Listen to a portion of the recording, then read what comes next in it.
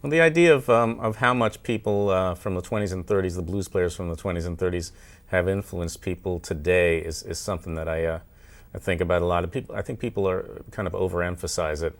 In other words, you can have influenced everybody in the world, but you're no good yourself, or you can have influenced nobody and you're fabulous. So who do I want to listen to? Somebody that influenced people today, or somebody that's great? Obviously, the answer, at least to me, is that they should be great. Nevertheless, I think if people are really influential, it's good to give them their due. And I think with Lonnie Johnson, he doesn't get his due. Everyone's looking over at Robert Johnson because Robert Johnson's, is famous, sold his soul to the devil and stuff. Lonnie Johnson was more of a slick kind of uptown kind of guy, I guess. Well, I don't know, maybe Robert Johnson was uptown too, but totally different style. A lot earlier.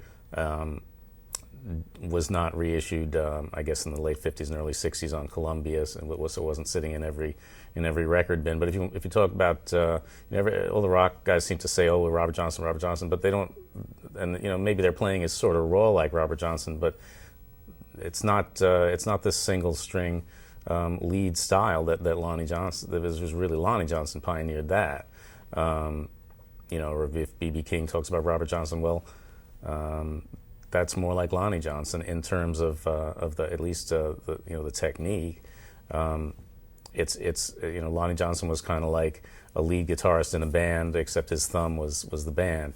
Now, all these records where you got finger picking, obviously your thumb's the band. But Lonnie Johnson was really going all over the neck, and he brought this solo style into jazz and everything. He played with Duke Ellington and all.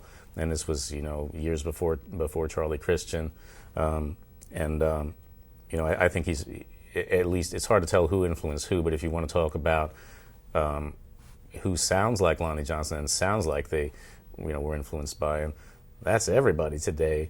From Charlie Christian on up, and also in the blues as well, the electric styles, so I think he even though I don't think influence is the be all and end all of musicianship, I do think that he doesn't really get his due.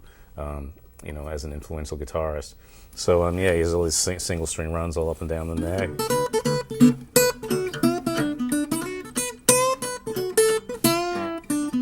And sometimes he was playing with his own thumb, and sometimes he'd have other people backing him, piano played. So, it's really great stuff, and I did this instrumental. I guess I heard to do this, you got to know how, and a bunch of other fast Lonnie Johnson instrumentals, and I kind of put this one together with some of his licks and a couple of variations that I did.